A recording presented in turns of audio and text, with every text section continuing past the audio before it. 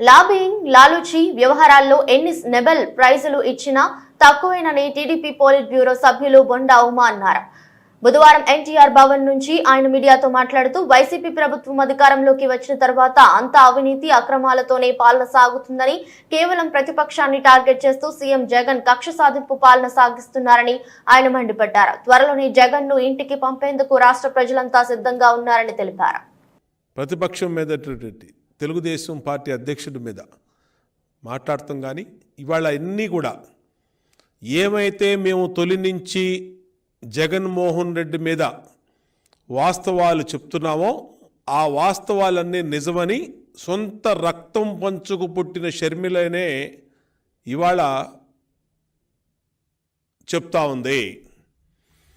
దానికి మొన్న కడపలో భారతీరెడ్డితో చెప్పిస్తారా అని షర్మిల నిలదీసినటువంటి ప్రెస్ మీటు అన్ని వాస్తవాలు వచ్చినాయి. దీంట్లో ఏ విధంగా జగన్మోహన్ రెడ్డి అవినీతి కాణించి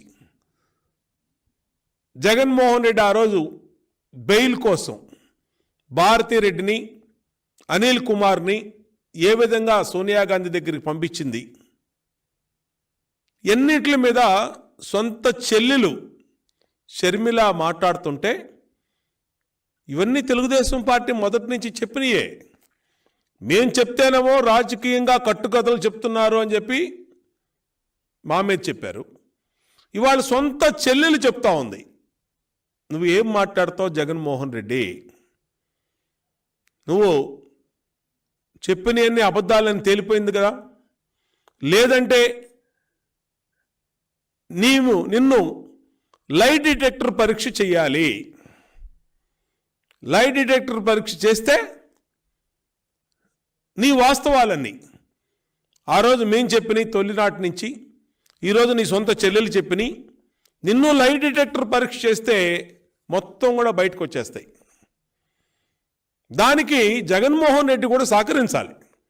ఎందుకంటే నీ మీద దాదాపు 12 కేసులు సిబిఐ కానీ ఈడీ కానీ 16 కేసులు పెట్టి 18 నెలలు జైల్లో ఉండి ఎన్నోసార్లు దానికి 100 సార్లు బెయిల్కి వెళ్ళావు, సుప్రీంకోర్టుకి వెళ్ళావు, తెలంగాణలో హైకోర్టుకి వెళ్ళావు, సిబిఐ కోర్టుకి వెళ్ళావు, ఎక్కడా నీకు బెయిల్ రాలినప్పుడు నీ భార్య భారతిరెడ్డిని, నీ బావమరిది అయినటువంటి అనిల్ కుమార్ని సోనియా గాంధీ దగ్గరికి పంపించి వాళ్ళ కాళ్ళు పట్టుకొని ఆమె సహకారంతో నీకు బెయిల్ వచ్చింది. అదే మాట షర్మిల చెప్తా ఉంది ఈరోజు. ఏం సమాధానం చెప్తావు జగన్మోహన్ రెడ్డి అని అడుగుతా ఉన్నా. ఇది వాస్తవమా కాదా? నీ చెల్లి బయట పెట్టిన నిజాలకి, తొలి నుంచి తెలుగుదేశం పార్టీ మాట్లాడుతున్న వాస్తవాలకి రెండు సరిపోయినాయి. ఇవాళ నువ్వేం చెప్తావు?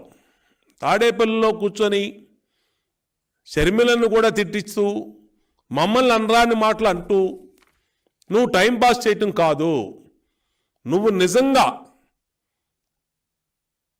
ప్రజలకి నువ్వు అవినీతి పరుడు కాదని చెప్పాలనుకుంటే లై డిటెక్టర్ పరీక్షకి రా, లై డిటెక్టర్ పరీక్ష చేయాలి. దాంట్లోనే జగన్మోహన్ రెడ్డి సొంతగా వాలంటరీగా ఆయనే వచ్చి లై డిటెక్టర్ పరీక్ష చేయించుకోవాలి. చేయించుకుంటేనే దీంట్లో వాస్తవాలు ఏంటనేది తేల్తాయి. ఎందుకంటే ఆ రోజు మేము చెప్పాం, 2004లో జగన్మోహన్ రెడ్డి ఎంపీగా పోటీ చేసేటప్పుడు ఆ రోజు తనిచ్చిన అఫిడవిట్లో అతనికి ఉన్నటువంటి ఆస్తి 7-8 కోట్లు ఇచ్చాడు. దాంట్లో 40 లక్షల రూపాయలు జూబ్లీ హిల్స్ రోడ్డు నెంబర్ 2లో ఉన్న ఇల్లు తాకట్టు పెట్టి 40 లక్షల రూపాయలు లోన్ తీసుకున్నా, నాకు ఇంత అప్పు ఉందని ఇచ్చాడు.